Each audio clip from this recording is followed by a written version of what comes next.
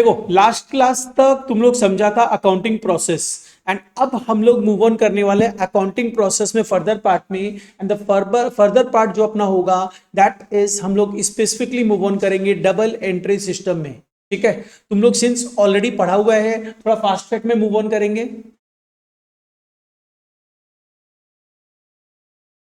देखो double entry system अगर हम लोग मूव ऑन करते हैं,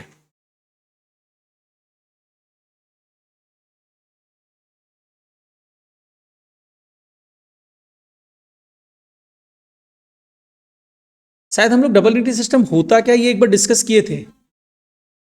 डुअल एस्पेक्ट, ठीक है। देखो डबल एंट्री सिस्टम मतलब क्या हुआ कि हर ट्रांजैक्शंस को आप रिकॉर्ड करते हो based on it's dual aspect, right ना, यही होता है double entry system. Every transaction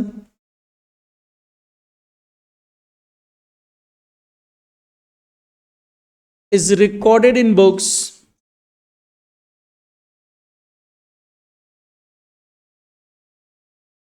based on its dual effect, जिसको तुम डुअल एस्पेक्ट्स भी बोल सकते हो। डुअल इफेक्ट के बेस पे हर ट्रांजैक्शंस को हम बुक्स में रिकॉर्ड करते हैं, और ये जो कहानी है जो डबल एंट्री सिस्टम में हम लोग रिकॉर्ड कर रहे हैं, इसी कहानी को एक कंसेप्ट भी बोला जाता है, and name of the concept is dual aspect concept. This concept is known as dual aspect concept, और इस कंसेप्ट के बिना डबल एंट्री सिस्टम का एग्जिस्टेंस ही नहीं है। मतलब you can say this is the vital and the core concept of the double entry system. Core concept of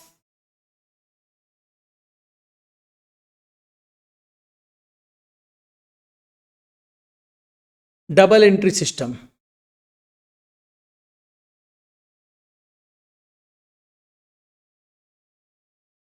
अच्छा धानवी, ये जो डबल एंट्री सिस्टम है कौन बनाया था? लूका पेसियोली।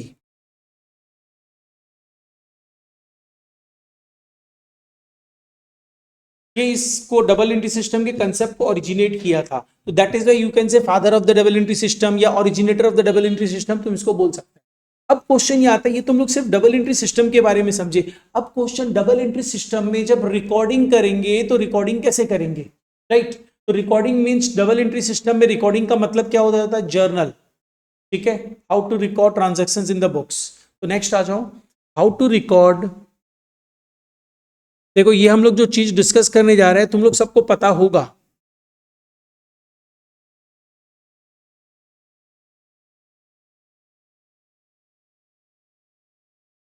बट फिर भी हम लोग ब्रीफली डिस्कस करते हुए मूव ऑन कर जाएंगे। एक बार नॉर्मली ऐसे ही जर्नल एंट्रीज पूछता है तुम लोग से। जैसे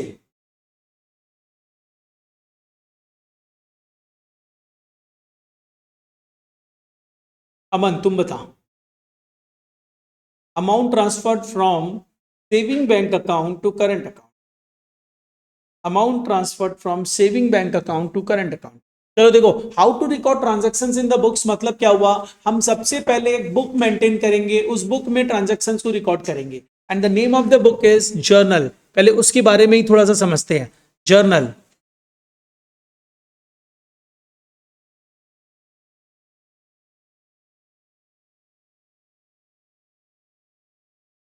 एसी थोड़ा सा खराब है तो हम लोग बीच बीच चलाते रहेंगे, बंद करते थोड़ा एडजस्ट। जर्नल, जर्नल मतलब बेसिकली क्या हुआ, जर्नल जो है वो एक बुक है, और वो जो बुक है उसमें हम लोग क्या करते हैं, ट्रांजेक्शन्स को फर्स्ट टाइम रिकॉर्ड करते हैं। इसका फॉर्मेट क्या होता है सर, सबसे पहले ये समझते हैं। देखो journal is a book where transactions are recorded, is a book where transactions are recorded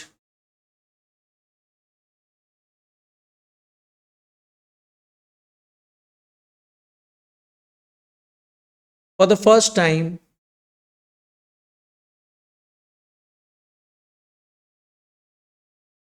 in chronological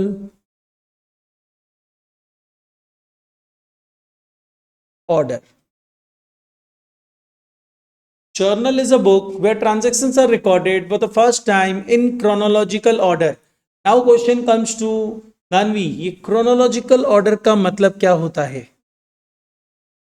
systematic तो पूरा डबल एंट्री सिस्टम. सीक्वेंस मतलब किस तरह का सीक्वेंस? पहले बड़े सीक्वेंस का कुछ भी हो सकता है, मतलब नंबरिंग करेंगे. नंबरिंग किस बेस पे हो? मतलब डेट वाइज रिकॉर्ड. तो डेट वाइज सीक्वेंस सही है, लेकिन डेट वाइज रिकॉर्ड होना चाहिए. तो क्रोनोलॉजिकल ऑर्डर मतलब होता है डेट वाइज. तो ये तो हुआ हम लोगों का जर्नल एक बुक है. क्वेश्चन कम्स टू कि इसका फॉर्मेट क्या होता है. फॉर्मेट तो आई थिंक मेरे को बताना नहीं होगा, लेकिन फिर भी बताना पड़ेगा. कुल फॉर्मेट पता है ना क्या होता है? तुम ही से पूछते बताना तो क्या क्या कॉलम्स बनेंगे इसमें.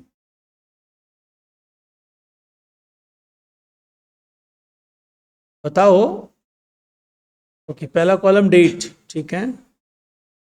सेकंड कॉलम क्या? Then ledger folio. अच्छा, फिर debit amount, credit amount. Good, ठीक है. चलो यही फॉर्मेट है. इसमें हम लोग लिख देते हैं जर्नल और अल्टीमेटली मूव ऑन कर जाएंगे. ध्यान रखना, जर्नल जब लिखते हो इस बुक में, क्योंकि तुम तो पर्टिकुलर सम्स करोगे ना, तुम्हारा तो बुक नहीं रहेगा. जर्नल लिखोगे यहाँ पे फॉर द ईयर एंडेड या डेट उट नहीं लिखना है, क्योंकि you are making a date column. तुम डेट कॉलम बना रहे हो, तो डेट कॉलम बना रहे हो तो डेट कॉलम में तो डेट्स रहेंगे ना. तो ऊपर में फॉर द ईयर एंडेड वगैरह मत लिख देना, जर्नल्स में नहीं लिखा जाता है. ठीक है. किसी भी फॉर्मेट में जब डेट कॉलम बन जाता है ना, तो वहां पे ऊपर में फॉर द ईयर एंडेड या एज ऑन नहीं लिखा जाता है. Particulars, this one is ledger folio, this one is amount.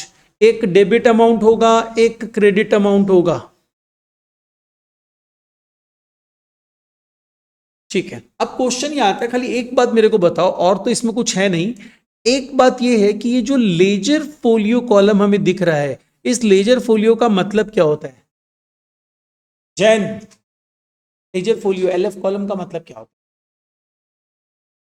लिखना ही पड़ता है. तो अकाउंट तुम सीए कर रहे हैं, लिखना ही पड़ता है, नहीं होता है. यस, लिखते हैं.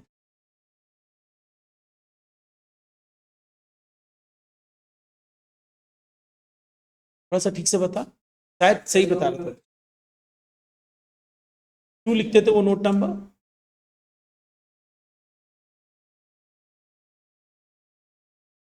वन.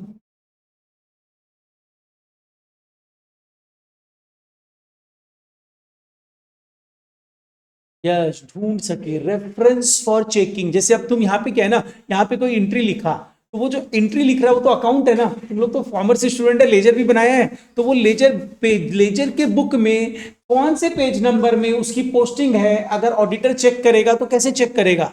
अब तुम्हारे पास, अब तो आजकल देखो कंप्यूटराइज सिस्टम हो गया, लेकिन मैनुअल सिस्टम भी एग्जिस्ट करता है. तो अब सपोज करो 500 बुक का 4 लेजर है. अब 500 बुक के 4 लेजर में बुक ए में सपोज कर लो 355 नंबर पेज में इसकी पोस्टिंग है पहली एंट्री की. तो वो क्या सारे बुक को खोजेगा क्या ऑडिटर? नहीं ना. वो क्या करेगा, उसको यहाँ पे हम लिख देगा पेज नंबर 355. तो सीधा लेजर ए 355, मतलब लेजर ए में जाएगा, 355 में जाएगा, उसको सारा इंफॉर्मेशन मिल जाएगा. तो ledger folio is used as a reference for checking. और ध्यान रखना, तुम लोगों को सब चीज पता होनी चाहिए, क्योंकि ट्रू फॉल्स पूछ लेगा. और अकाउंटिंग क्या होता है जो तुम लिखते हो? ऑडिटिंग क्या होती है? इस बुक्स ऑफ अकाउंट्स को चेक करना इज द ऑडिटिंग. ठीक है. ऑडिटिंग अभी तुम लोग को पढ़ना नहीं है, लेकिन ऑडिटिंग जैसे तुम लोग नेक्स्ट लेवल में जाएगा, इंटरमीडिएट में ऑडिटिंग बोल के एक सब्जेक्ट आ जाएगा तुम्हारे पास, वहां पढ़ना पड़ेगा. अभी अपने आओ, ये तो ठीक है सर, समझ में आ गया. अब तुम लोग क्या करने वाले हो? एंट्री लिखना सबको आता है, हम नहीं बता रहा है, क्योंकि ऑब्वियस तो कॉमर्स स्टूडेंट है, cash account debited to capital इतना लिखना तो सभी को आता है. तो वो तो हम लोग डिस्कस ही नहीं करने वाले हैं. This is the format. अब अगर सपोज कर लो मेरा ये जर्नल यहां पे कंप्लीट हो गया, इसको टोटल कर दिए. अब मेरे को नेक्स्ट पेज में जाना है, तो हम लोग कैसे लिखते हैं, कुछ पता है, कुछ आइडिया है? यहां पे अपने लिख देते हैं बैलेंस. क्या बोला है उज्जवल? बैलेंस कैरिड डाउन नहीं लिखते हैं, यहाँ पे कैरिड फॉरवर्ड लिखते हैं। Carried down brought down is used in the ledger and carried forward brought forward is used in the journal, one page to another page. तो जो टोटल रहेगा, इस टोटल को आप उठा के नेक्स्ट पेज में लिखोगे, balance carried forward, next page में सबसे पहले क्या लिख दोगे, बैलेंस ब्रॉट फॉरवर्ड। ठीक है, ये एक तरीका होता है। तो ये सब पूछेगा हम लोगों से, ऑब्वियस बात है। तुम लोगों से पहला 4 नंबर जो पहला क्वेश्चन जो रहता है ना, उसमें 4 मार्क्स में एनी टाइम जर्नल पूछ सकता है, जर्नल, लेजर, ट्रायल बैलेंस, कुछ भी पूछ सकता है, कैश बुक, पेटी कैश बुक, कुछ भी पूछ सकता है। ठीक है, तो ये तो एक फॉर्मेट की बात हुई। अब हम लोग नेक्स्ट पार्ट में आते हैं। सर, हम लोग ये जो जर्नल एंट्री करते हैं, जर्नल एंट्री करते कैसे हैं? To make a journal entry, journal मतलब जर्नल में एंट्री करना, तो जर्नल एंट्री करने के लिए क्या क्या चीजों की रिक्वायरमेंट होती है, कैसे रिकॉर्ड करते हैं, इनको समझना है। लेकिन उसके पहले हम लोग कुछ और थ्योरी में जाएंगे, फिर उसमें जाएंगे।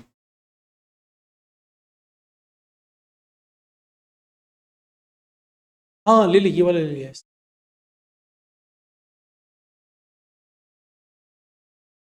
अच्छा चलो, अब इसमें आओ, देखो यहां पे लिख लो types of books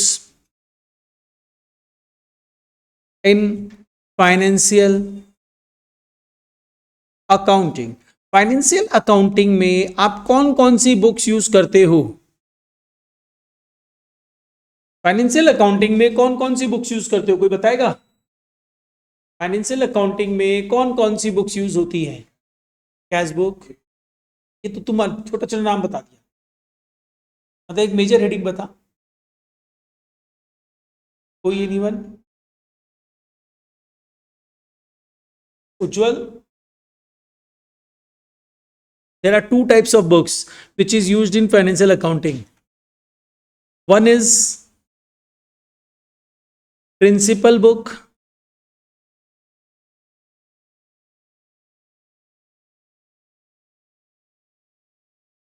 and another one is, कुछ याद आया?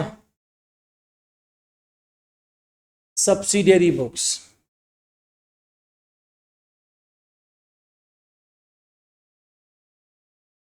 तो सर इनका मतलब क्या होता है? देखो, बुक्स ऑफ अकाउंट्स में 2 ही बुक्स यूज होती है और दोनों बुक साथ साथ यूज होती है, ये नहीं है कि और करके है। Principal book, subsidiary book, and subsidiary book is the journal, और कुछ नहीं है, it is journal. And principal book क्या है पता है? प्रिंसिपल बुक मतलब लेजर।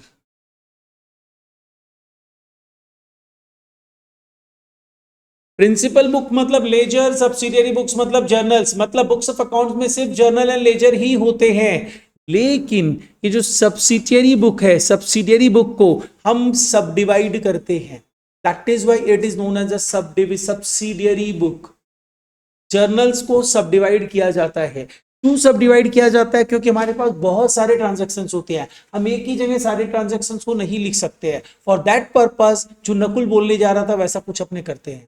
तो हम लोग क्या करते हैं कि इस सब्सिडियरी बुक को फिर से सब डिवाइड करते हैं, और जब इसको सब डिवाइड करते हैं तो हम इसको 3 हिस्सों में डिवाइड करते हैं। किसी को कुछ याद है ये 3 हिस्सा? कैश बुक, हाँ क्या बोला? यस, पेटी कैश बुक, मतलब कैश बुक के साथ लिखे कि कैश बुक के बाद लिखे?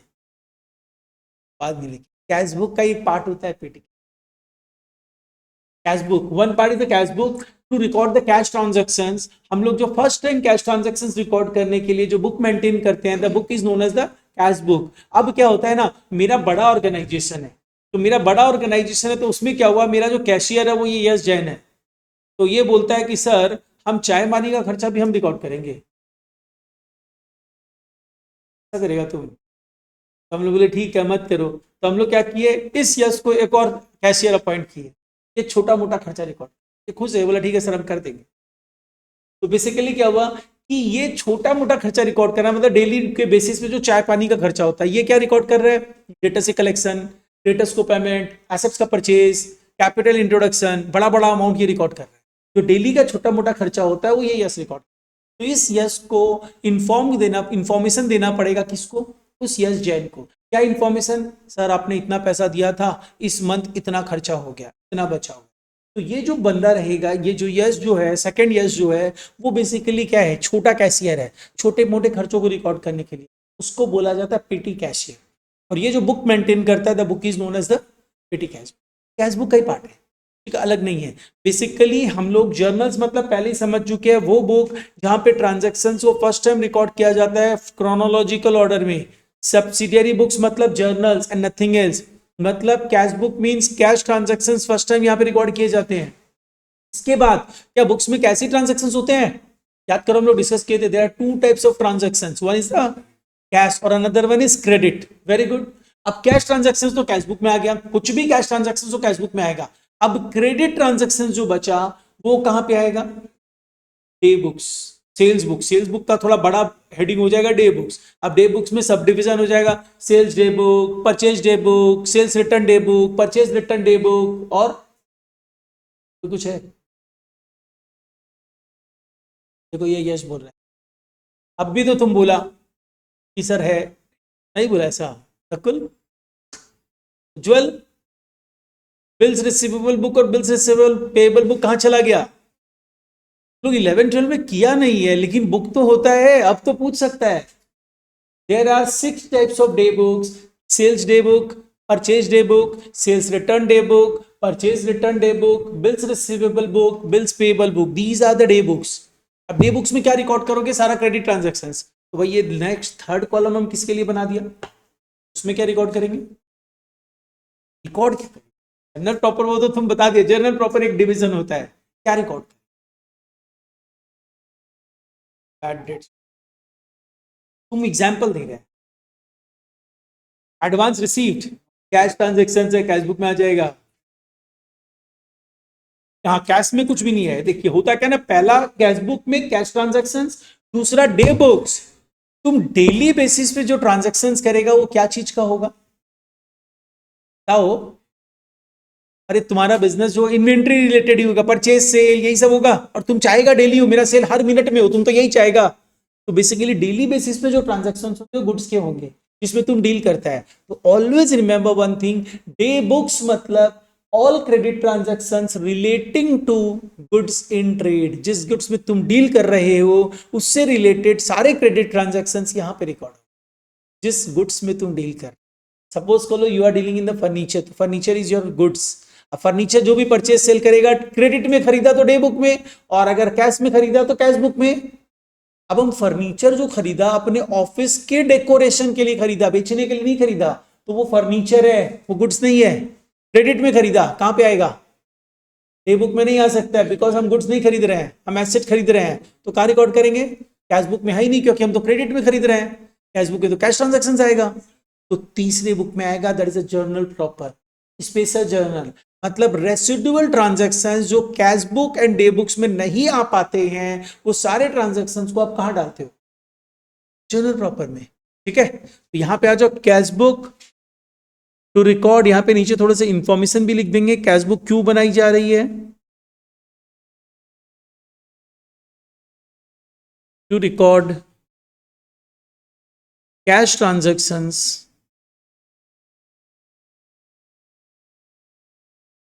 रिलेटिंग टू, रिलेटिंग टू क्या, कोई भी रिलेटेड हो, record cash transactions, relating to मत लिखो। टू रिकॉर्ड कैश ट्रांजेक्शंस, जितने भी कैश ट्रांजेक्शंस होंगे सारे के सारे कैश बुक में आएंगे। कोई कहीं से भी आए मतलब नहीं है, कैश ट्रांजेक्शन है कैश बुक में आएगा।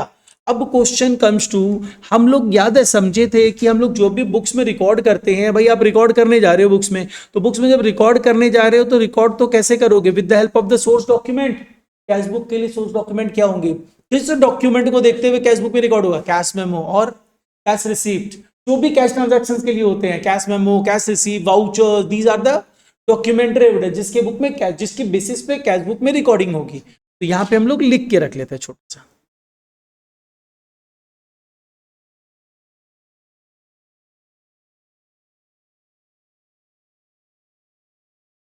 डॉक्यूमेंट एविडेंस लिख रहे हैं, like cash memos,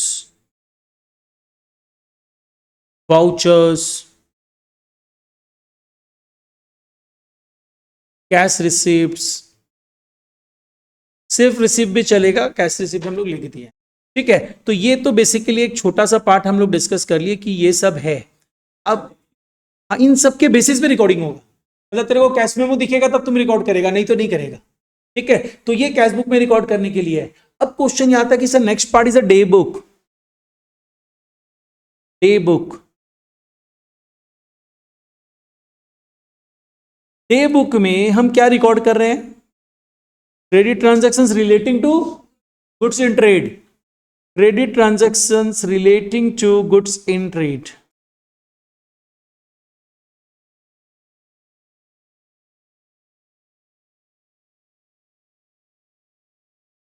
relating to goods in trade. Trade मतलब बिजनेस, मतलब वो गुड्स जो हमारे बिजनेस का पार्ट है, जो परचेज सेल करते रहते हैं, वो सारे क्रेडिट ट्रांजैक्शंस डे बुक्स में रिकॉर्ड करेंगे। और जब आप डे बुक्स में जाओगे तो डे बुक को हम लोग फर्दर सब डिवाइड करते हैं, और डे बुक को कितने हिस्सों में डिवाइड कर रहे हैं? 6 डिविजन्स में, 6 डिविजन्स में।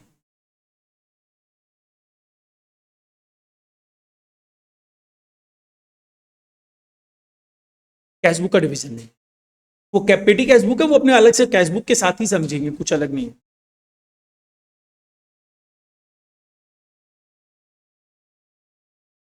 रुको कर रहे हैं।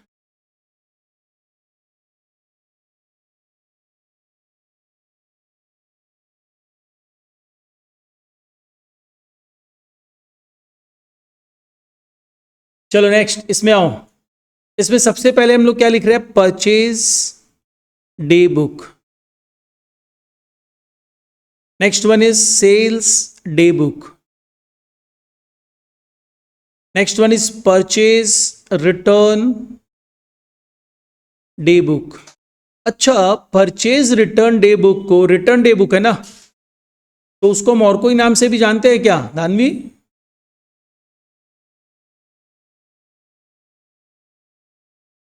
किसी नाम से जानते, किसी का जानते हैं sir? Returns outward, inward. Purchase return मतलब ये बोलना चाह रहा है, ये बोल रहा रिटर्न आउटवर्ड, तुम बोल रहा रिटर्न इनवर्ड। और ये सिंपल सा चीज हम लोग इससे ध्यान रखना। इन मतलब क्या होता है?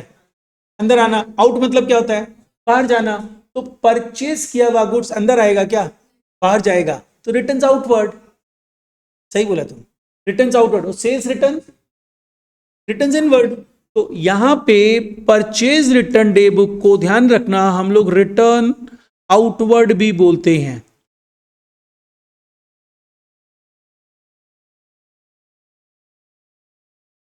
And sales return day book can be termed as a returns inward. चलो भाई, तो समझ में आया। इसके अलावा नेक्स्ट हम लोगों के पास बुक है, that is bills receivable book, bills payable book. और एक दो चीज ध्यान रखना, वो हम लिखवा नहीं रहे, बस बता के छोड़ रहा है। परचेज डे बुक है तो जर्नल ही, अरे है तो जर्नल ही है। सबसे पहले ट्रांजैक्शंस रिकॉर्ड हो रहा है, जर्नल का ही तो सब डिवीजन है, तो it can be termed as a purchase journal also. Purchase day book की जगह तुम परचेज जर्नल भी बोल सकता है, सेल्स डे बुक की जगह तुम सेल्स जर्नल भी बोल सकता है। तो अगर सेल्स जर्नल बोल दिया जाए तो कंफ्यूज मत हो जाना। अब आओ डॉक्यूमेंट्री एविडेंस की बात करते हैं। यहां पे परचेज डे बुक में जो तुम डॉक्यूमेंट्री एविडेंस यूज करोगे उसका नाम क्या होगा? यश बता। तुम्हारा नाम जैन है, इसका नाम यश है। लोग जब भी यश बोले तो तुम सुनेगा, और जैन बोले तो तुम सुने। यश बता रहा है परचेज डे बुक में बिल्स, यहाँ पे तो इनवॉइस जो होगा कौन सा, स्पेसिफिक स्पेसिफिक हो जा, परचेज इनवॉइस। ठीक है ना, परचेज इनवॉइस यूज होगा। चलो ये तो सभी को ही बता देगा। अभी दो जगह प्रॉब्लम करेगा तुम लोग। इसमें परचेज इनवॉइस होगा, सेल्स डे बुक में क्या होगा? Sales invoice. चलो अब जैन को पकड़ते हैं। अब तुम बताओ, परचेज रिटर्न डे बुक में जो डॉक्यूमेंट्री एविडेंस होगा उसका नाम क्या है?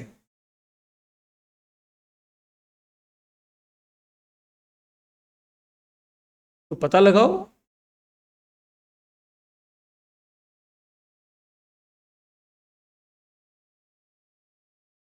Return invoice. अमन, क्या हमको क्या पता, तुम बताओ। तुम बताओ उज्जवल, जानवी, कुछ आइडिया? देखो जब भी रिटर्न्स करते हैं तो हम लोग बेसिकली होता क्या ना, अकाउंटिंग प्रोसेस क्या होता है उसको समझना। सपोज कर लो मेरे पास गुड्स है, तुमसे हम ऋषिका से गुड्स खरीदा था, मतलब सी सप्लायर, और हम गुड्स खरीदा, क्रेडिट में खरीदा, तो मेरे लिए तो परचेज है। मेरे पॉइंट से बात करते हैं। अब क्या हुआ ना, मेरे लिए परचेज है। अब मेरा अकाउंटेंट है यश, यस रिकॉर्ड करके रखा है purchase, purchase account debited to Rishika's account. अब क्या हुआ, हम लोग 10 लाख का गुड्स खरीदे थे, 1 लाख का गुड्स हम लोग रिटर्न कर दे रहे हैं। तो रिटर्न जब कर रहे हैं तो बेसिकली रिटर्न कहां से हो रहा है? ये तो अकाउंटेंट है। रिटर्न कौन कर रहा है? रिटर्न तो डिपार्टमेंट वेयर हाउस से रिटर्न हो रहा है ना।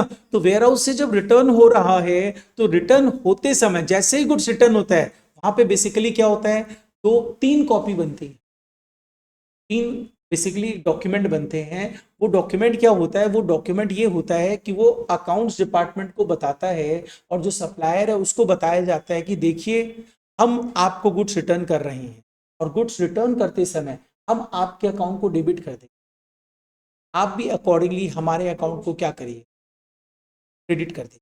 ठीक है, क्योंकि देख मेरे बुक में क्या होगा, हम गुड्स खरीदा था तो परचेज टू ऋषिका किया था, तब हम जब रिटर्न करेंगे तो एंट्री क्या करेंगे, ऋषिका टू परचेज रिटर्न, ये होगी। तो हम अपने बुक में क्या कर रहे हैं, उसके अकाउंट को डेबिट कर रहे हैं। और ऋषिका क्या एंट्री पास की थी, ऋषिका एंट्री पास की थी Rajesh sir account debited to sales account. अब जब इसका गुड्स आ गया वापस, तो ये क्या करेगी, entry sales account debited to Rajesh sir. तो राजेश सर को क्या की, क्रेडिट की, इसके लिए सेल्स रिटर्न है। हम लोग अपने थ्रू बात करते हैं। मेरे लिए वो परचेज रिटर्न है, परचेज रिटर्न करते समय मैंने पार्टी के अकाउंट को क्या किया, डेबिट किया। तो यहाँ पे जो स्टोर डिपार्टमेंट है, जो वेयर हाउस है, एक डॉक्यूमेंट रेज करेगा।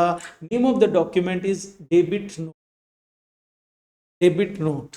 वो अपने पास रख लेगा, एक अकाउंट्स डिपार्टमेंट को भेज देगा, देखिए पार्टी का गुड्स रिटर्न कर दिया गया, आप उसके अकाउंट को डेबिट कर दीजिए। एंड उसके साथ साथ एक किसको भेज दिया जाएगा, ऋषिका को भेज दिया जाएगा कि देखिए पार्टी आपके अकाउंट को डेबिट कर दिया गया है, आप अकॉर्डिंगली अपडेट कर दीजिए। ठीक है, तो बेसिकली क्या हुआ कि ये जो अकाउंटेंट है, ये जब बुक्स में रिकॉर्ड किया, ये परचेज रिटर्न डे बुक में क्यों रिकॉर्ड करेगा, क्योंकि इसको डेबिट नोट, तुमको डेबिट नोट मिला है। डेबिट नोट देखते ही तुम समझ जाएगा, जो अब से तुम लोग ध्यान रखना कि डेबिट नोट देखते ही समझ में आ जाना चाहिए परचेज रिटर्न है। तो debit note is a documentary evidence which shows कि गुड्स रिटर्न किया गया है, खरीदा हुआ। तो इसके लिए जो डॉक्यूमेंट्री एविडेंस यूज होता है उसका नाम क्या है? और ये तुम डेबिट नोट याद कैसे रखेगा, परचेज रिटर्न का एंट्री तो सबको आता है ना। परचेज रिटर्न में पार्टी क्या हो रहा है, डेबिट हो रहा है, creditors account debited to purchase return, creditors to purchase return होता है ना। तो क्रेडिटर्स डेबिट हो रहा है, दैट मींस डेबिट नोट, भूलना नहीं। ठीक है, अब आओ, तो सेल्स रिटर्न में क्या होगा, क्रेडिट नोट। तो सेल्स रिटर्न में जो डॉक्यूमेंट रेज होता है that is known as credit note.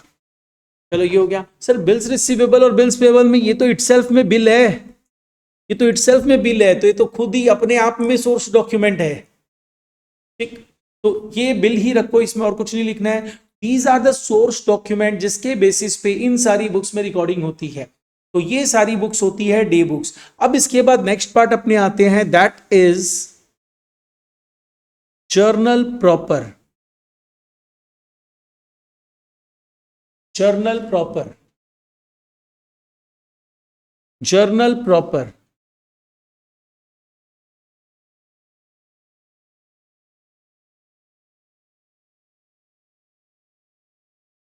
Journal proper, तो जर्नल प्रॉपर मतलब क्या हुआ कि जो भी ट्रांजैक्शंस इन दो बुक्स में नहीं आएंगे, वो सारे ट्रांजैक्शंस किस बुक्स में आ जाएंगे, तो all residual transactions, to record residual transactions हम जर्नल प्रॉपर बनाते हैं, टू रिकॉर्ड रेसिडुअल ट्रांजैक्शंस।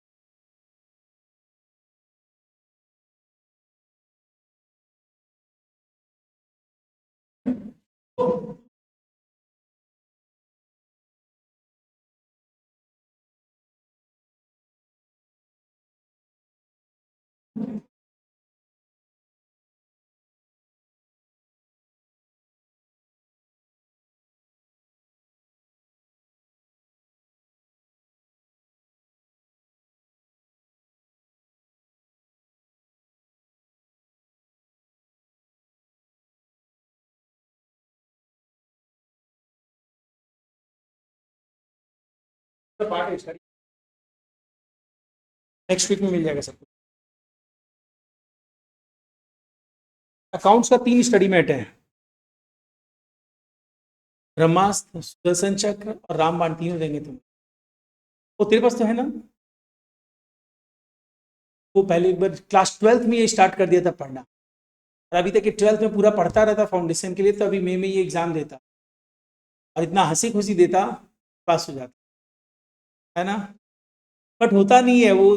पहले याद है इन लोग को हम कितनी बार बोला था कि सोचो, प्लान करो, कर लेगा ना तुम लोग।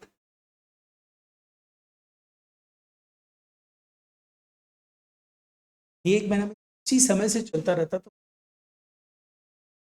अब तो हम पहले याद है तुम लोग सबको, चारों जन को हम बोला था कि सोचो, कर पाएगा ना।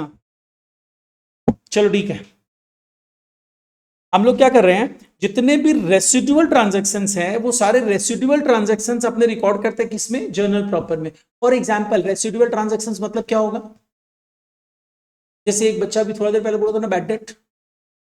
बैड डेट क्या होगा, बैड डेट कहाँ रिकॉर्ड होगा, बैड डेट मतलब क्या होता है, नुकसान हो गया, लॉस हो गया, पैसा नहीं मिला, एंट्री क्या पास करते हैं, धन भी बैड डेट के लिए।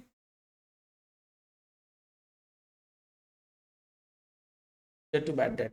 जैन जी आप भी बताइए कि वो बोलिए इसलिए सही नहीं है। वाह, चीटिंग कितना अच्छे से करता है। तो नकुल, ये लड़का बोल रहा है बैड डेट टू डेटस, क्या होगा, बैड डेट टू डेटस की डेटस to bad.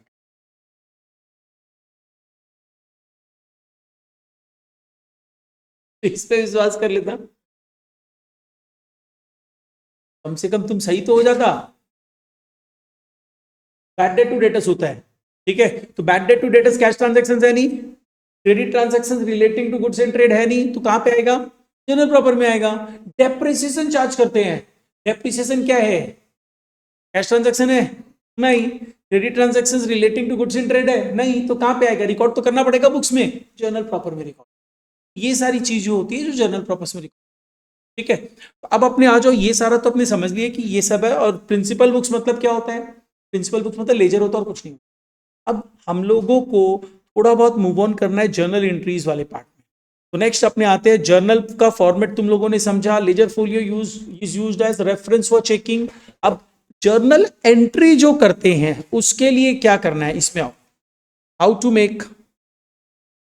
To pass journal entries.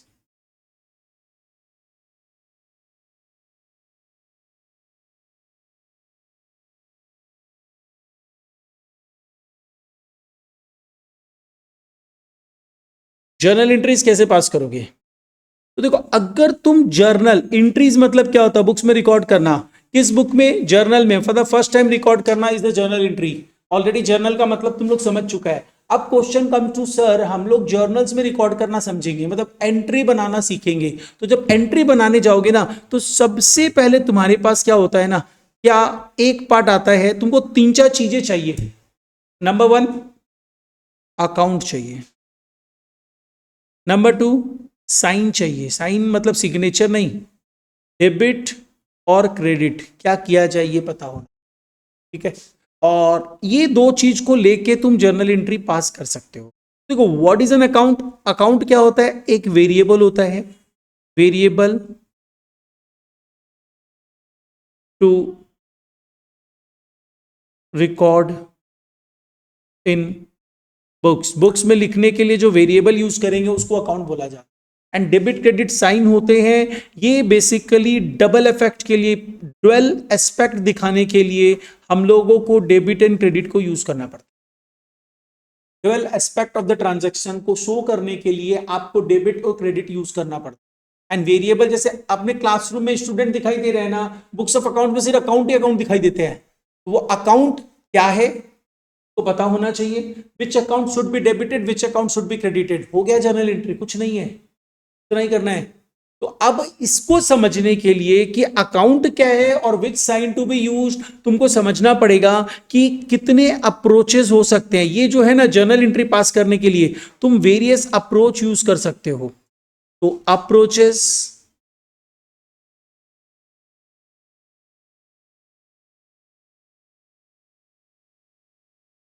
Approaches to make journal entries, क्या क्या अप्रोचेस है, किसी को आइडिया है क्या? चलो, ये तो बोला मॉडर्न अप्रोच, और traditional approach, very good. Modern approach क्या होता है, ट्रेडिशनल अप्रोच क्या होता है?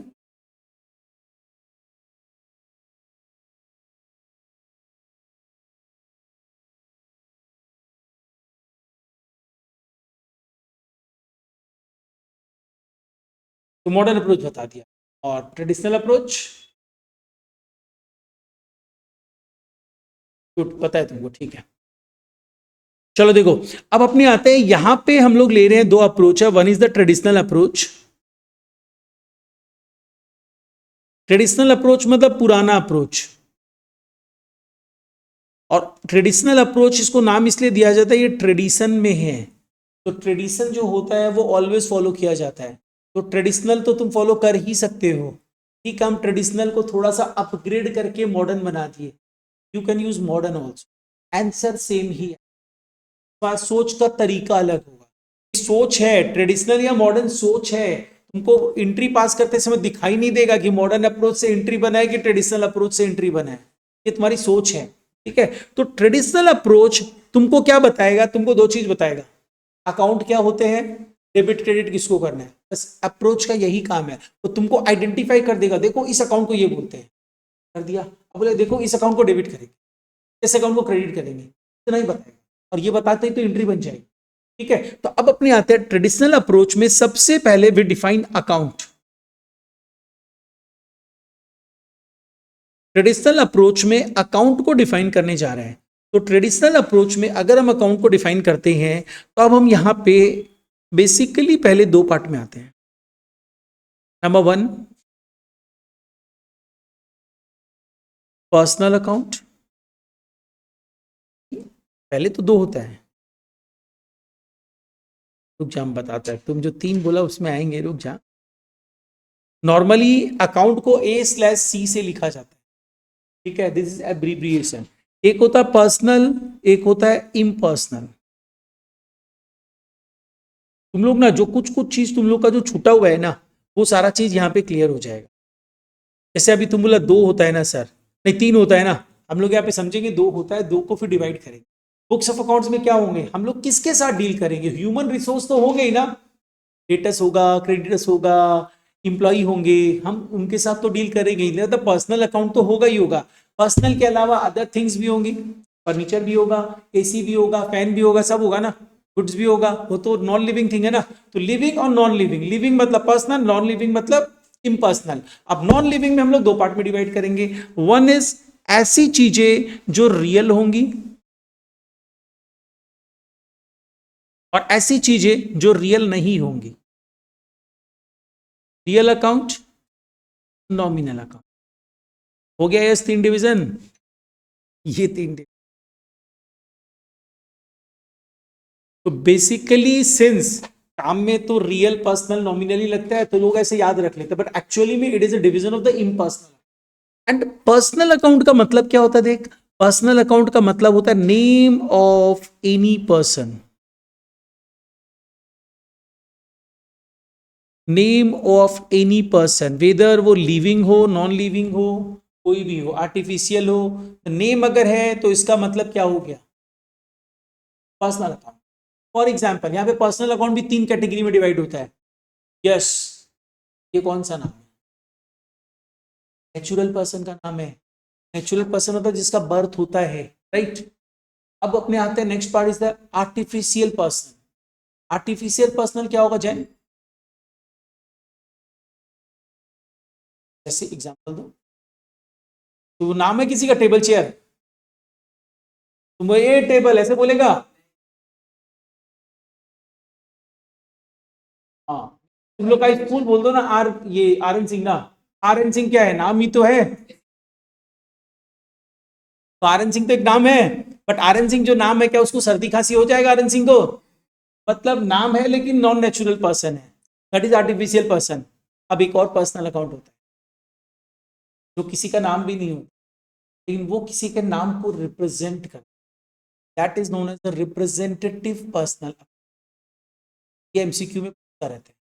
जैसे फॉर एग्जाम्पल अगर हम तुमसे पूछे, हम लोग अमन से पूछते हैं, अमन तुम बताओ, अगर हम तुमको ट्रू फॉल्स में डाल दिया, capital is a real account, तुम क्या लिखोगे, ट्रू और फॉल्स? False, Y? ट्रू, वही तो ट्रू है, तुम फॉल्स क्यों बोल? लेकिन एक बार एक दो बच्चा से और पूछ लेते, यस से पूछते हैं, yes capital is a real account. एक बच्चे से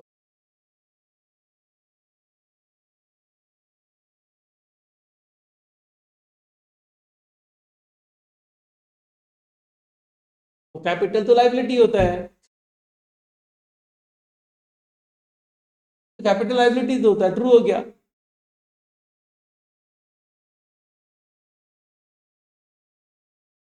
ये फॉल्स है कि पहले ट्रू है? पहले बता।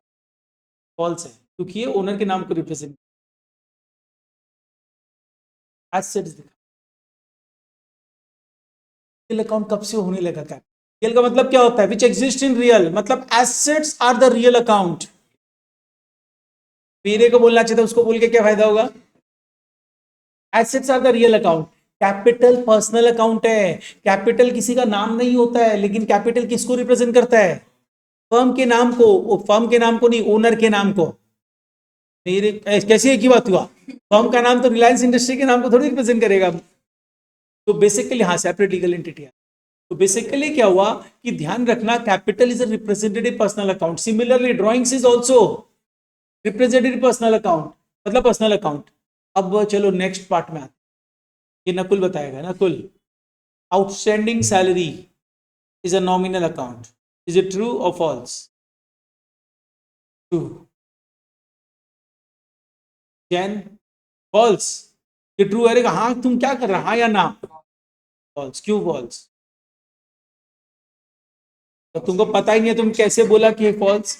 Any personal account is the personal account, name of any person, हम पर्सनल लिख दिया है, name of any person is a personal account. It is again subdivided into three divisions. One is the natural personal,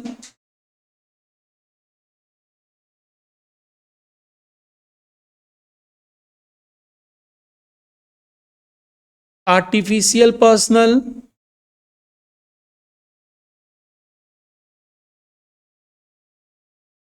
representative personal.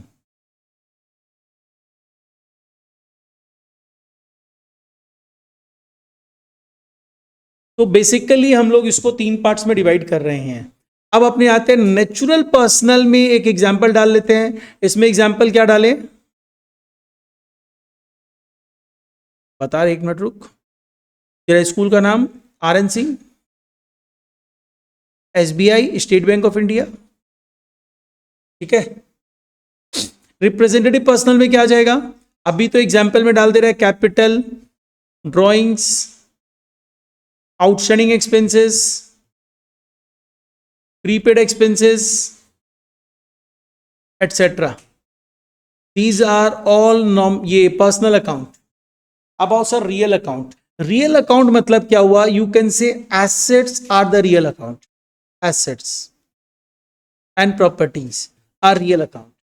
And nominal account मतलब अब इनके अलावा जो भी अकाउंट होंगे जिनके बेसिस पे तुम्हारा बिजनेस चलेगा, तो विदाउट इनकम एंड एक्सपेंडिचर्स तुम्हारा बिजनेस नहीं चल सकता है। चल सकता है क्या? तो इसका मतलब nominal account will cover your expenses and losses and incomes and gains. Nominal account means expenses and losses and incomes and gains.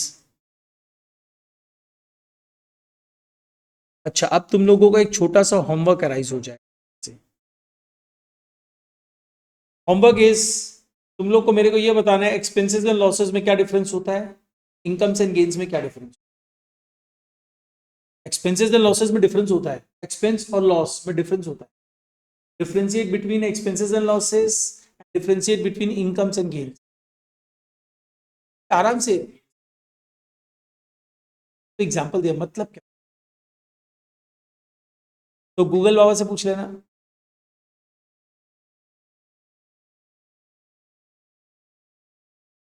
Loss,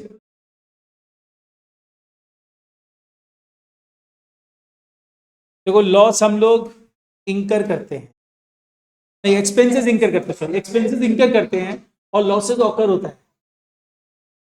expenses planned होते हैं, रेगुलर बेसिस पे होते हैं। अरे स्टाफ को सैलरी देना प्लान रेगुलर बेसिस पे रहेगा, बट लॉस क्या प्लान होता है? तुम बिजनेस स्टार्ट करते हो सोचा अरे मेरा तो लॉस होगा ही नहीं, एक्सीडेंटल है, लॉसेस आर एक्सीडेंटल, ठीक है ना? ये पूछेगा नहीं, माइट भी पूछ भी ले, लेकिन ध्यान रखना तुम सीए बनने जा रहा है, तुमको एक्सपेंसेस एंड लॉसेस का भी डिफरेंस पता होना चाहिए, इनकम्स एंड गेन्स का भी डिफरेंस पता होना चाहिए। लेकिन होमवर्क को होमवर्क में, क्लास वर्क में नहीं, तुम लोग एक्सपेंसेस एंड लॉसेस को क्लास में डिस्कस कर लिया है, incomes and gains next class पूछेंगे।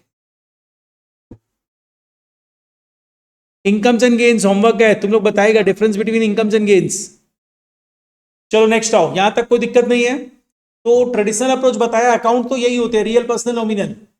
अब ये बोलता है कि देखो तुमको पता चल गया ना रियल पर्सनल नॉमिनल अकाउंट ये होता है, एक काम करो, किसको डेबिट करोगे किसको क्रेडिट करोगे इसकी बात कर। तो अब रूल्स में आ जाओ, रूल्स टू डेबिट और क्रेडिट। डेबिट और क्रेडिट करने के लिए व्हाट आर द रूल्स जो हम लोग समझने वाले हैं। तो सबसे पहले हमारे पास 3 अकाउंट है ना, पहले we are taking personal account, exam में पूछ लेता है ये ट्रू फॉल्स में। पर्सनल अकाउंट, पर्सनल अकाउंट का रूल क्या होता है, वैसे इस रूल को क्या बोला जाता है पता है? ट्रेडिशनल अप्रोच में जो ये rules to debit and credit है, that is known as the diamond rule या गोल्डन रूल, क्या बोला जाता है? हाँ वही, मेरा हैंडराइटिंग डायमंड है इसीलिए हम डायमंड लिख, गोल्डन रूल बोला जाता है। अच्छा तो अब आओ पर्सनल अकाउंट का रूल क्या है, ये हम लोग इससे पूछते हैं नकुल, क्या रूल है, क्या करते हैं? Debit the receiver, credit the giver. आता था कि तुक्का मार दिया सही हो गया? Debit the receiver, credit the giver, जो रिसीवर है उसको डेबिट करो, जो गिवर है उसको क्रेडिट करो। चलो why capital is a personal account एक बार डिस्कस कर लेते। वाई कैपिटल को अपने पर्सनल अकाउंट बोल रहे हैं, देख हुआ क्या, और वाई रिप्रेजेंटेटिव पर्सनल बोल रहे हैं। देख यहां पे क्या होता है ना, सिंपल सा चीज, अब तुम लोग सिंस ये फाउंडेशन का बच्चा तो एकदम ए बी सी डी करके जर्नल्स वाले पार्ट में फिर भी अपने जा रहे हैं वैसे ही, लेकिन और ज्यादा ए बी सी डी में नहीं जाएंगे। देखो एक चीज समझो यहाँ पे कि अपने क्या करते हैं, रिकॉर्डिंग किसके बुक में करते हैं? हम तुम लोग को पहले क्लास में बताया था, बिजनेस के बुक में कि ओनर के बुक में? बिजनेस के बुक में, right? Business and owner are two different person and that is a concept, business entity concept, ठीक है? एक बिजनेस सेपरेट लीगल एंटिटी भी होता है, that is a different part जो यहाँ पे अपने को नहीं समझना है। Business entity concept says owner and business are two different persons for the purpose of recording, and recording करते समय आप बिजनेस के बुक्स में रिकॉर्डिंग करोगे, राइट? एक क्लैरिफिकेशन दे दिया। अब जब बिजनेस के बुक्स में तुम रिकॉर्डिंग करने जाओगे तो अब क्वेश्चन ये आता है कि हम तो बिजनेस के बुक में रिकॉर्ड कर रहे हैं, ओनर तो अलग है। ओनर बिजनेस को 20 लाख रुपया देता है, तो बिजनेस के पास क्या आया? 20 लाख कैश आया, कैश आया, cash is a real account, debit what comes in, credit what goes out, real account का गोल्डन रूल होता है। तो कैश आया इसलिए डेबिट करेंगे, राइट? एंड बिजनेस का ओनर जो है उसका नाम है यश जैन, तो यश जैन जो है वो क्या है, real personal nominal personal account. तो बिजनेस बोलेगा ये यश जैन कौन है, रिसीवर है कि गिवर है? गिवर है, तो मेरी एंट्री क्या होनी चाहिए, cash account debited to Yash Jain account, क्योंकि debit the receiver credit the giver. लेकिन बुक्स ऑफ अकाउंट्स में लिखने का एक रूल होता है, आप डेटर्स और क्रेडिटर्स के अलावा किसी का नाम नहीं। डेटर किसको बोलते हैं, पैसा लेना है किसके रेस्पेक्ट में, गुड्स सोल्ड ऑन क्रेडिट। अगर आपको गुड्स क्रेडिट में बेचे हो आप, उसके रेस्पेक्ट में पैसा लेना है किसी बंदे से, तो उसको आप बोलोगे डेटर। और किसी को पैसा देना है in respect of goods purchased on credit, उसको बोलोगे क्रेडिटर। तो बुक्स ऑफ अकाउंट्स में डेटर क्रेडिटर के अलावा किसी का नाम नहीं लिख सकते। तो यहां पे तुम किसका नाम लिख रहे हैं, यस जैन का। यस जैन कौन है, डेटर है? क्या बिजनेस क्रेडिट में गुड्स खरीदा है? नहीं। क्या क्रेडिट में गुड्स बेचा है? नहीं। तो यस जैन का नाम नहीं लिख सकते हो। Who is yes Jain, owner, तो ओनर के नाम को हम लोग किस नाम से लिख देते हैं, कैपिटल। तो यस जैन के नाम के बदले हम लोग क्या लिख देंगे, कैपिटल। तो यस जैन के नाम के बदले कैपिटल आया, कैपिटल किसको रिप्रेजेंट कर रहा है, यस जैन के नाम को, एंड यस जैन नाम मतलब पर्सनल अकाउंट, तो capital is representing the name of the owner, that is why capital is a representative person, ठीक है? चलो पर्सनल अकाउंट हुआ, नेक्स्ट आओ real account.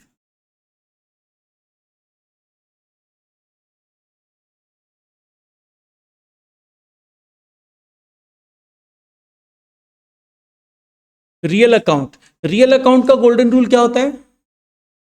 Debit what comes in, credit what goes out. Debit what comes in,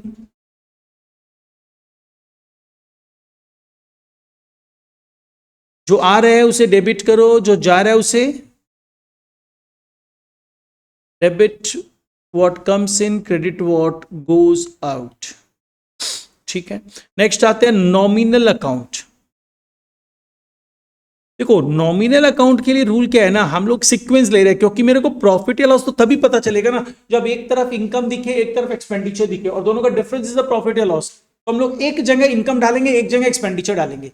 अब जो लुका पेसियोलिया बोल के चला गया, डेबिट में एक्सपेंसेस एंड लॉसेज डाल, क्रेडिट में इनकम एंड गेन्स डाल। ठीक है, तो यहां पे इसका रूल क्या है, debit all expenses and losses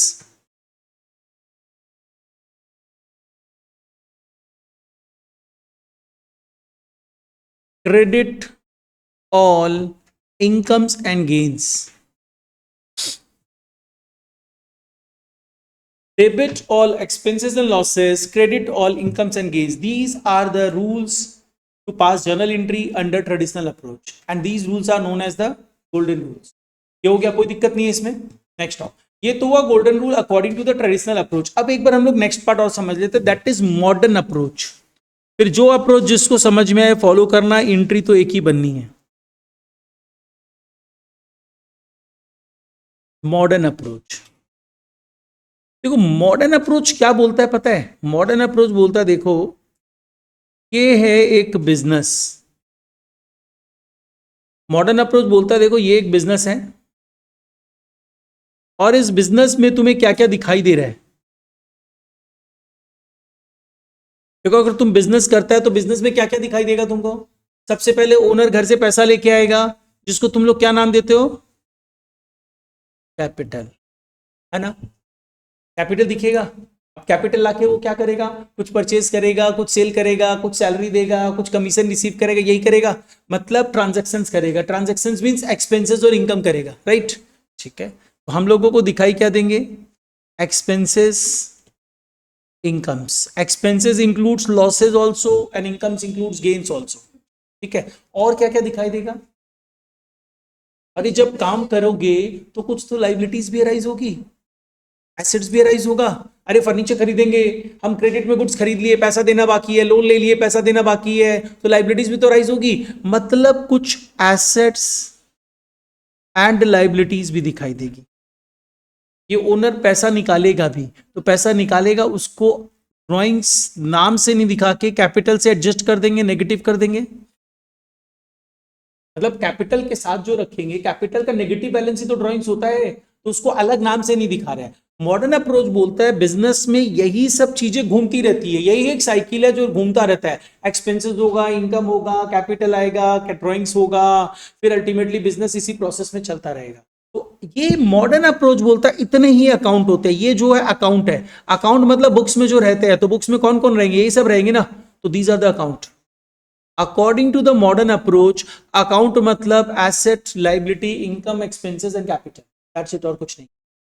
ठीक है, अब क्वेश्चन ये आता है तुम्हारे दिमाग में आएगा, सर अकाउंट ये है, समझ में आ गया, चलो कि बिजनेस में यही होगा, which should be debited, which should be credited.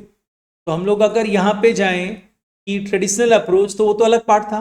Modern approach क्या बोलता है पता है? एक मॉडर्न अप्रोच के लिए तुम सिंपल से चीज में चला जाना, ये एक छोटा सा कंसेप्ट अप्लाई करना, इतना सारा चीज को है ना हम इस तरह याद करवा देता है, AE/LIC। LIC तो सबको याद हो जाएगा, life insurance company, right. AE/LIC, where A refers to asset, E refers to expenses and losses, L refers to liability, I refers to incomes, and C refers to capital। तुम बोलेगा sir ये आप ऐसा लिखवाए क्यों? ऐसा इसलिए लिखवाया कि जैसे तुमको यहां पे ये याद रखना पड़ा ना, debit all expenses and losses, वैसे तुमको यहां पे याद रखना पड़ेगा कि ये जो अकाउंट है इसका डेबिट बैलेंस ही होता है, इसका क्रेडिट बैलेंस ही, उसके बेसिस पे मूव ऑन करेंगे। तो इसमें याद रखना कि AE जो भी है उनका डेबिट बैलेंस होता है, और LIC जो है उनका क्रेडिट बैलेंस होता है। तब एक चीज सोच, अगर सपोज कर लो, रटना कुछ नहीं है, समझना है, अगर मैं यहां पे लिखूं प्लस 10,000, मैं बोलता हूं इसको 12,000 करना है, तो तुम क्या करोगे? प्लस करोगे ना, 2,000 प्लस करेगा, मतलब प्लस मतलब देख, ऊपर में भी प्लस था, नीचे भी प्लस किया, मतलब इफ तुमको इंक्रीज करना है तो you have to use the same sign. जैसे अगर मैंने लिखा -10,000, मैं बोलता हूं इसको 12,000 माइनस बना दो, तो तुम क्या करेगा? -2,000, सेम साइन यूज करेगा ना। To increase anything you have to use the same sign, to decrease anything, अगर मैं बोलता हूं इसको तुम 8,000 बना दो, तो तुम क्या करेगा? माइनस, ऑपोजिट साइन यूज करेगा। तो बस इतना सा ध्यान रखना, ये मैथ्स में तुम लोग बचपन से पढ़ता है, किसी चीज को इंक्रीज करना है तो सेम साइन में लेके जाएंगे, और डिक्रीज करना है तो ऑपोजिट साइन में लेके जाएंगे, राइट। तो यहां पे तो हम ये बता ही दिया कि देखो, एई का डेबिट साइन होता है, एलआईसी का क्रेडिट साइन होता है। तो यहां पे एक रूल आता है, रूल्स टू डेबिट और क्रेडिट, रूल्स टू डेबिट और credit, and this rule is known as the, अब यहां पे डायमंड रूल ही होगा, इसको डायमंड रूल बोला जाता है। एंड ये डायमंड रूल क्या होता है पता है? To increase use same sign, इसका मतलब समझ में आया? सेम साइन, एसेट्स को बढ़ाना है तो डेबिट ही करना है ना, लाइबिलिटी को बढ़ाना है तो क्रेडिट करना, क्योंकि उनका साइन वही है। अब डिक्रीज करने के लिए क्या करेंगे? Use opposite sign.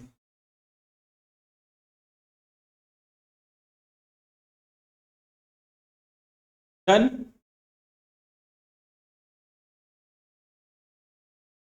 ये हम अपने तरीके से लिखा दिया, बुक से सब में स्टडी मेट जो रहता है वहां तो बुक से लिया हुआ रहता है, वैसे ही रहता है।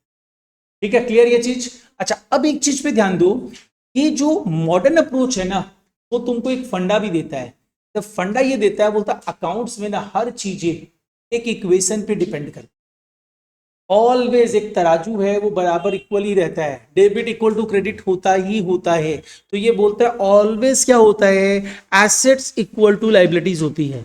दिस अप्रोच सेज कि always liabilities equal to asset होता है। तुम लोग बोलेगा सर कैसे? सपोज कर लो यस जैन अभी बिजनेस में 10 लाख रुपया लाया था ना, 10 लाख रुपया लाया, तो 10 लाख रुपया क्या बिजनेस में कैश आया, तो बिजनेस के लिए 10 लाख रुपया कैश एसेट है, लेकिन बिजनेस को 10 लाख रुपया लौटाना भी तो है यस जैन को, इसलिए लाइबिलिटी भी है। Hand on hand assets and liabilities move on कर रहे हैं। अब 10 लाख में से 2 लाख का फर्नीचर खरीद लिया तो क्या हुआ? 10 लाख में से 2 लाख माइनस हो गया और 2 लाख का फर्नीचर आ गया, तो अल्टीमेटली क्या हुआ? एसेट्स में तो 10 लाख ही रहा। ऑलवेज इक्वेशन सेम रहेगा। तो इक्वेशन जो होता है वो लाइबिलिटी इक्वल टू एसेट होता है, लेकिन लाइबिलिटी को हम लोग थोड़ा सा सब डिवाइड कर देते हैं। लाइबिलिटी स्पेसिफिकली वर्ड जो यूज होता है that is for external payments, outsider को जो पैसा देना रहता है उसको हम लाइबिलिटी बोलते हैं, कैपिटल को लाइबिलिटी नहीं बोलते। Capital is the internal liability. अरे तुम ही तो ओनर है, अगर बिजनेस ठप हो गया तो तुम अपने आप को पैसा देने के लिए क्या अपने आप के ऊपर केस करेगा? नहीं पॉसिबल है वो, राइट। तो इन सच केस ध्यान रखना, उसको हम लोग लाइबिलिटी साइड में जरूर रखते हैं, लेकिन लाइबिलिटी के नाम से नहीं रखते हैं। तो we can say liabilities plus capital equal to asset, and this equation is known as, ये ऑलवेज वर्क करता है always, and this equation is known as accounting equation. Exam में सोचो इस अकाउंटिंग इक्वेशन से रिलेटेड 4 नंबर का क्वेश्चन, इंस्टीट्यूट के एग्जाम में बच्चा 39 लाके फेल होता है, तो 4 नंबर तो बहुत मैटर करता है। 199 ओवरऑल में 199 लाके फेल हो जाता है ना? यस यस, एक बार एक्सपीरियंस होल्डर है इसीलिए जैन, लेकिन तुम लोग अब नेक्स्ट टाइम कोई एक्सपीरियंस नहीं होना चाहिए किसी का।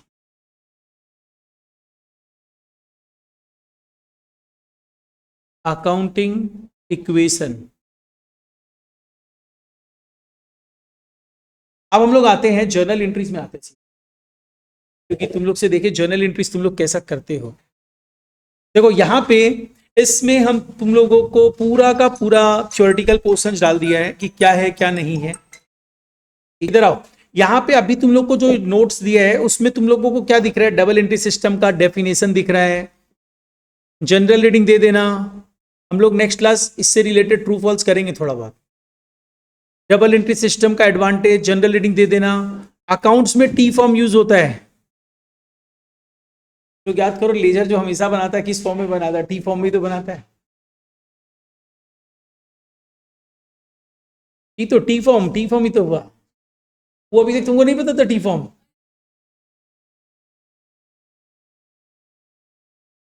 ज्यादा इसको चाय का याद आ रहा है। अच्छा, approaches to double entry system already हम लोग डिस्कस कर चुके हैं। Traditional approach and modern approach हम लोग नाम दिया, ये लोग बोल रहे हैं यहाँ पे अकाउंटिंग इक्वेशन अप्रोच, एक ही बात है। मॉडर्न अप्रोच में तो अकाउंटिंग इक्वेशन सीखे हैं अपने, ठीक है। ट्रेडिशनल अप्रोच में क्या होगा डिस्कस कर चुके हैं, अकाउंट सब डिस्कशन हो चुका है। अकाउंटिंग इक्वेशन अप्रोच इक्वेशन ले लिए, ठीक। तो पानी गिरने लगा, ठीक है। चलो अब इसमें आओ, एग्जाम्पल नंबर 1 देखो क्या पूछा है, आंसर दो। अच्छा चलो देखो, अच्छा इसमें आओ, इसमें बोला है कि develop the accounting equation from the given information. देखो प्रीवियस ईयर, अलग अलग ईयर का लेना, एक साथ मत मर्ज कर देना, ठीक है। तो अभी पहले प्रीवियस ईयर की बात करते हैं। प्रीवियस ईयर में देख, capital plus liability equal to asset होता है ना, तो तुम्हारे पास कैपिटल प्लस लाइबिलिटी में क्या क्या है?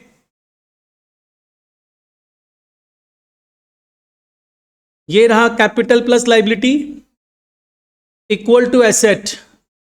अगर तुम ये बैठाओगे तो जैसे ही तुम ये बैठाएगा देख तेरे को क्या मिल जाएगा, ये तो इक्वल होना चाहिए ना, तो इक्वल तो होगा नहीं, एक बैलेंसिंग फिगर मिलेगा, और जो बैलेंसिंग फिगर मिलेगा वही तो कैश एंड बैंक होगा। समझ में ये चीज राइट है? बताओ कितना है,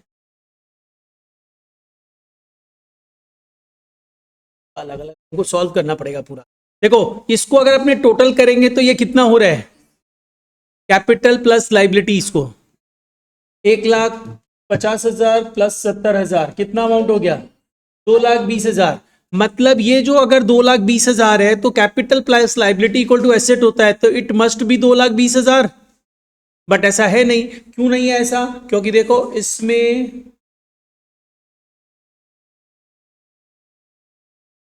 कितना, 30,000, कैश एंड बैंक इज 30,000। गलत था ना? हाँ सही था, तुम 13 बोला था, 13 बोला था, तुम बोला था 13 लिखी थी।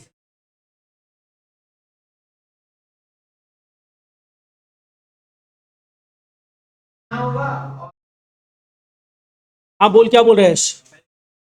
अब पहले से नहीं होता है वो तो, बाद में तो तुम काट के चेंज कर दिया ना। अच्छा अब आओ नेक्स्ट। अब देख यहाँ पे ध्यान दे, यहाँ पे भी सेम प्रोसेस अप्लाई कर। यहाँ पे दिस टोटल, दिस मतलब यहाँ पे आ जाओ कैपिटल प्लस लाइबिलिटी, इसमें लेकिन क्वेश्चन मार्क है, अभी इसको छोड़ दो, पहले इसको निकाल लो। इक्वल टू एसेट होता है ना, तो इक्वल टू एसेट, पहले इस एसेट्स को निकाल लो। टोटल क्या 142, ये टोटल 142 है, तो इसका मतलब 142 टोटल थोड़ी है, हम टोटल पूछ रहे हैं। 272, तो अगर ये 272 है तो इट मस्ट बी 272। तो जैसे इसको 272 लिखोगे कैपिटल हो जाएगा 1,42,000। अरे capital plus liability equal to asset, ठीक है ना? ड्राइंग्स नहीं दिया हुआ तो ड्राइंग्स नहीं होगा। यहां तक हो चुका, नामन कर लिया ना कि नहीं किया? ये कर लिया ना, ओके। अच्छा अब आओ next part, and the next part is what, मेरा कैपिटल पहले कितना था, अभी कितना है, यानी कैपिटल बढ़ा। कैपिटल दो ही रीजन से बढ़ता है, या तो तुमने घर से पैसा लगाया होगा कैपिटल इंट्रोडक्शन, या फिर प्रॉफिट कमाया होगा। तो यहां पे तुम पैसा लगाया है ऐसा तो बोल नहीं रहा है, कोई स्पेसिफिक एक्टिविटी ये बताएगा। इसका मतलब क्या चीज से बढ़ा, प्रॉफिट से बढ़ा। इसका मतलब तुम डिफरेंस को क्या बोल सकते हो, profit. 42,000 is a profit, got it, एकदम सिंपली हो गया। अब चलो ये हो सकता, पता है ऐसा क्वेश्चन 4 नंबर में डाल दे तुम्हारे लिए, तो 4 नंबर में तो छोटा सा डालेगा ना। चलिए नेक्स्ट आइए, ये तुम लोग को ऑलरेडी ऐसा कुछ बता दिया, ये तो तुम लोग को पता है ना। एसेट्स इंक्रीज करने के लिए क्या करेंगे, डेबिट, और एसेट डिक्रीज करने के लिए क्रेडिट। ऐसे ही टाइम पास के लिए पूछ रहा है। इनकम इंक्रीज करने के लिए और डिक्रीज करने के लिए डेबिट। चलो हो गया। अब इधर आओ, ये बहुत अच्छा चीज है। अब तुमको बताना है कि ये जो नाम दिख रहा है तुमको यहाँ पे, ये कौन से अप्रोच में कौन सा अकाउंट है? मतलब एक एग्जाम्पल मैं बता दे रहा हूं, अगर बिल्डिंग की अपनी बात करें, बिल्डिंग ट्रेडिशनल अप्रोच में क्या है? Real account, and accounting equation approach में एसेट, राइट? बस ऐसे तुमको बताना है, चलो कर दो। चलो अब समझो इस चीज को, जहां जहां जो जो प्रॉब्लम होगी समझते रहना। देखो हम लोग आते हैं, सबसे पहले बिल्डिंग रियल अकाउंट है एंड अकाउंटिंग इक्वेशन अप्रोच से it is an asset. Next one purchases, purchases की अगर मैं बात करूं तो ये क्या है? नॉमिनल अकाउंट, और अकाउंटिंग इक्वेशन अप्रोच से एक्सपेंसेस, ठीक है। अच्छा अब और सेल, सेल्स क्या है? नॉमिनल अकाउंट, एंड इधर इनकम रेवेन्यू है। Next one bank deposit, bank deposit क्या है? बैंक डिपॉजिट या बैंक बैलेंस की अगर अपने बात करें तो इन सच अ केस ये कौन सा अकाउंट हो जाता है? जैसे ऋषिका बोल रही है पर्सनल, ये गलत है, ये रियल अकाउंट है। अब क्यों हम बताता है, देखो बैंक बैलेंस जब भी होता है वो रियल अकाउंट है, अगर बैंक अकाउंट है तो वो पर्सनल अकाउंट है। ध्यान देना इसमें, अगर मैं बैंक बैलेंस बोलता हूं, अगर मैं बैंक बैलेंस बोलता हूं या बैंक डिपॉजिट बोलता हूं, तो बैंक बैलेंस मतलब तुम्हारे रुपये की बात की जा रही है, पैसों की बात की जा रही है, तो दैट इज योर एसेट। और एसेट है तो वो रियल अकाउंट है, ध्यान रखना। हाँ अगर मैं बैंक अकाउंट की बात करता, बैंक अकाउंट लिखता, यहीं पे बच्चे लोग कंफ्यूज होते हैं। बैंक अकाउंट, बैंक अकाउंट मतलब क्या हुआ? मैं किसी बैंक की बात कर रहा हूं, बैंक मतलब आईसीआईसीआई बैंक या एसबीआई बैंक या कोई भी वॉट एवर बैंक, तो इसका मतलब क्या हुआ? That is a personal account, ये ध्यान रखना। बैंक अकाउंट अगर हो तो रिप्रेजेंटेटिव पर्सनल अकाउंट हो जाएगा, और अगर मैं बात करूं आईसीआईसीआई बैंक तो वो क्या हो जाएगा? आर्टिफिशियल पर्सनल, आर्टिफिशियल पर्सनल, नाम दे दिया तो आर्टिफिशियल पर्सनल, नाम नहीं दिया तो कोई तो बैंक होगा रिप्रेजेंटेटिव पर्सनल। और अगर बैंक बैलेंस दे देता हूं, बैंक डिपॉजिट देता हूं, that is a real account, क्योंकि वो तुम्हारा पैसा है, संपत्ति है तुम्हारा, ठीक है। एंड इधर क्या हो जाएगा? अकाउंटिंग इक्वेशन अप्रोच में asset, rent is a nominal account, and accounting equation approach में एक्सपेंसेस। रेंट आउटस्टैंडिंग, गलती मत कर देना, it's a representative personal account, मतलब personal account. And accounting equation approach में इट इज अ लाइबिलिटी। चलो नकुल से क्वेश्चन पूछते हैं। नकुल, तुम अकाउंट्स में इतना देर जो भी पढ़ा है ना, उसमें एक ऐसा वर्ड है, सिर्फ एक वर्ड है, वो प्रोनाउंस कर रहा है बिल्ली चाय ला, तुम प्रोनाउंस, बिल्ली चाय ला रही है, और तुम लोग को नहीं पता है क्या? तो लगा तुम लोग से पूछा होगा। अभी तक हम लोग जितना भी अभी तक पढ़ रहे हैं ना, उसमें एक ऐसा वर्ड आया है, उस वर्ड का प्रोनाउंसिएशन हो रहा है, तुम मत बताना था कुछ। उस वर्ड का प्रोनाउंसिएशन जैसे ही तुम बोलेगा ना, उसका मीनिंग मतलब पूरा सुनाई देगा लोगों को कि बिल्ली चाय ला रही है। आई तुम मत बोला अभी, बिल्ली चाय एकदम सुनेगा, लग तुमको फील होगा कि हाँ बिल्ली चाय ला रही है। हाँ से बिल रिसीवर में बिल्ली चाय ला रही है, अरे सुनाई देगा, तुम बोलेगा ना तो मेरे को इसको इसको सबको सुनाई देगा कि बिल्ली चाय ला रही है। सच में लोग बोलेगा तो मैजिक हो जाएगा, मैजिक होगा, तुम देख। यहाँ बिल है, अरे एक वर्ड, खाली एक वर्ड है, और अकाउंट्स में वो वर्ड तो एनी टाइम यूज होता रहता है, लोग धड़ल्ले से यूज करते हैं, उसके बिना अकाउंट बनेगा ही नहीं, ऐसा बात होता है। अरे नहीं भाई, वो वर्ड तुम, वो वर्ड वर्ड है, उस वर्ड को चेंज नहीं कर सकता है, वो वर्ड वही है। बोला तो वो वर्ड धड़ल्ले से यूज होता है, अकाउंट उसके बिना है ही नहीं, अब यूज करता है, हर कॉमर्स का स्टूडेंट यूज करता है। कॉमर्स क्यों, नॉर्मली भी यूज करते हैं लोग, लेकिन कॉमर्स का स्टूडेंट तो एनी टाइम यूज करता है। अब ये भी तुम लोग यूज किया है, अब ये भी यूज किया।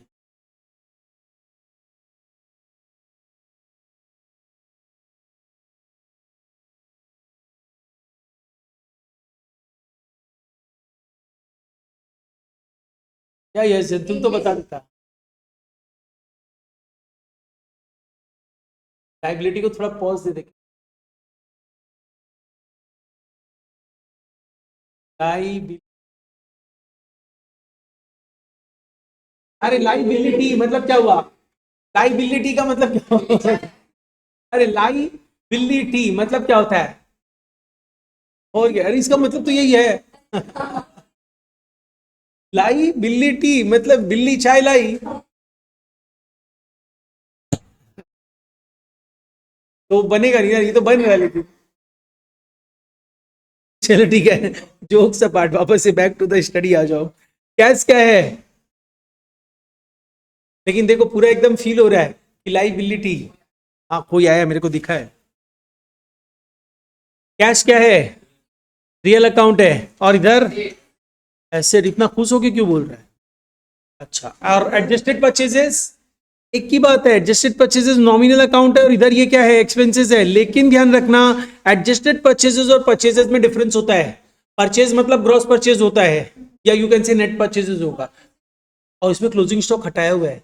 अगर नेट परचेजेस से क्लोजिंग स्टॉक माइनस कर देते हो then it becomes the adjusted purchases. ठीक है, अच्छा नेक्स्ट आओ। क्लोजिंग स्टॉक क्या है, एसेट है, रियल अकाउंट है। इन्वेस्टमेंट क्या है, रियल है,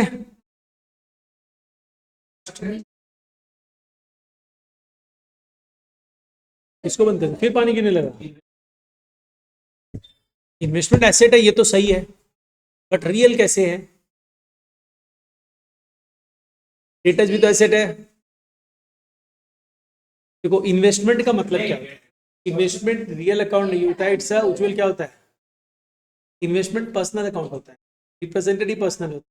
अरे इन्वेस्टमेंट का मतलब क्या हुआ, तुम रिलायंस इंडस्ट्री का शेयर्स खरीद लिया, रिलायंस इंडस्ट्री का डिवेंचर्स खरीद लिया, तुम पैसा किसको दे रहा है, रिलायंस इंडस्ट्री को दे रहा है, राइट। तो बेसिकली इन्वेस्टमेंट के नाम से दिखा रहा है it's a representative personal account, your money is with Reliance industry, तो ये रिप्रेजेंटेटिव पर्सनल अकाउंट है और एसेट है।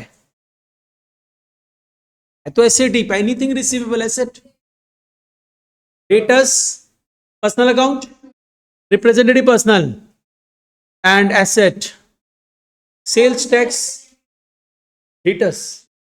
अरे डेटर मतलब क्या हुआ, मेरे हम किसी को गुड्स बेचे क्रेडिट में, तो तुम लोग इतने साथ नहीं, नेचुरल कैसे होगा, इसको नेचुरल नाम हम दिया ऋषि का, नहीं ना, अगर ऋषि का नाम देता तो नेचुरल पर्सनल हो जाता। हम तो बोला डेटर्स, अगर हम बोलता है यहाँ पे स्टूडेंट्स, तो स्टूडेंट तो कोई भी हो सकता है ना, तो students is a representative personal account. हम यहाँ पे बोलते उज्जवल, तो वो नेचुरल पर्सनल हो जाए। ठीक है, तो हम डेटर बोल रहे हैं, ये नहीं बोल रहा है, किसी का नाम नहीं बोल रहा है। तो debtors is a representative personal account, is an asset.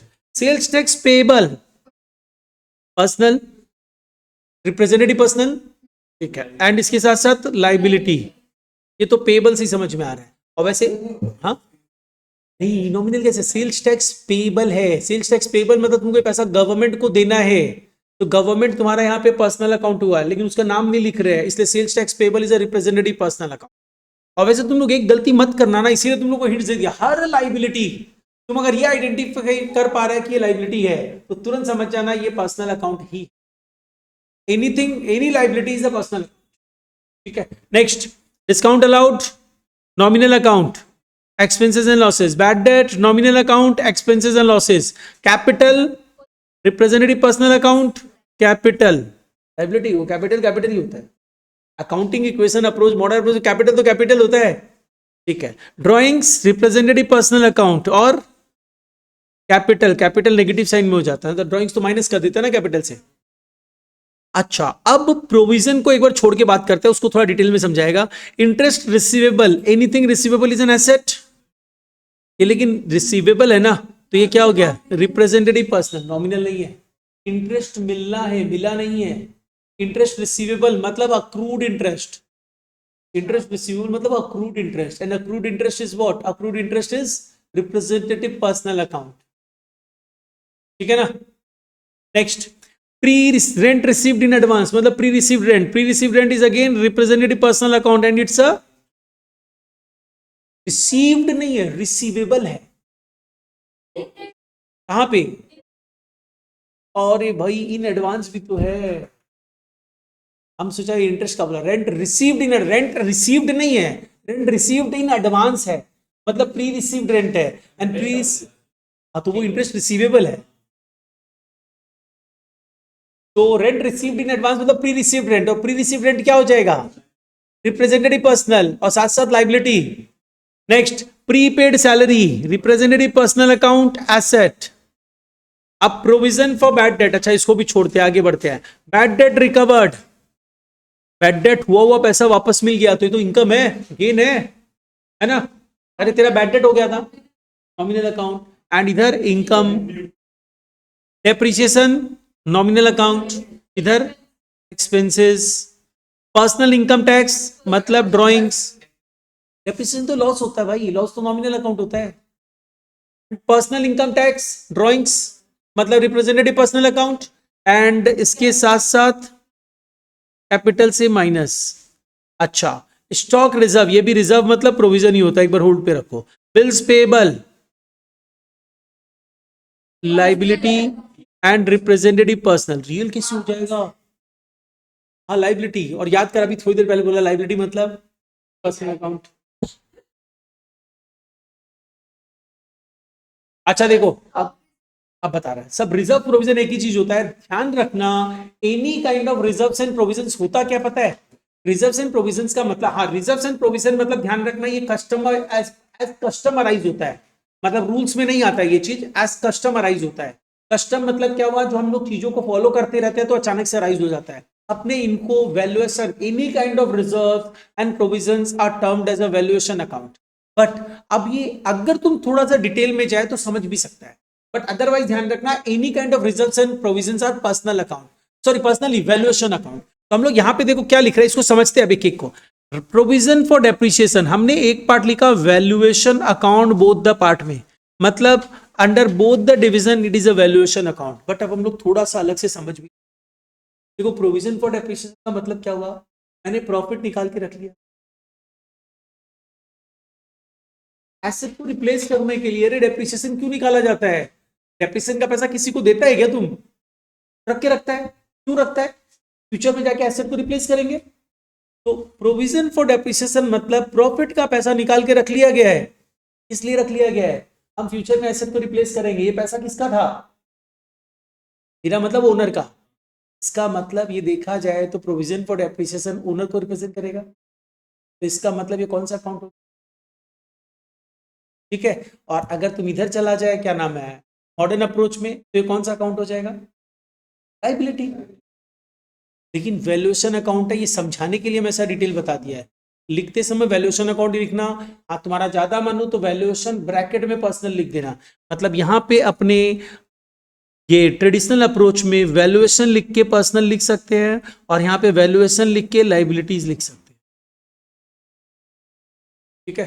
फिर समझो अब दूसरा वाला पार्ट प्रोविजन का, provision for bad debt. Provision for bad debt भी क्या हुआ?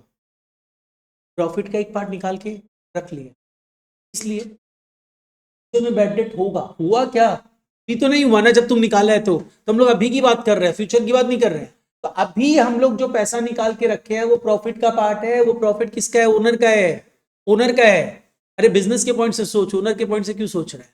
हम लोग अकाउंटिंग अकाउंटिंग बिजनेस के पॉइंट से करते हैं। तो बिजनेस ने ओनर का प्रॉफिट अपने पास ही रख लिया, बोलता है बैड डेट हो सकता है ना?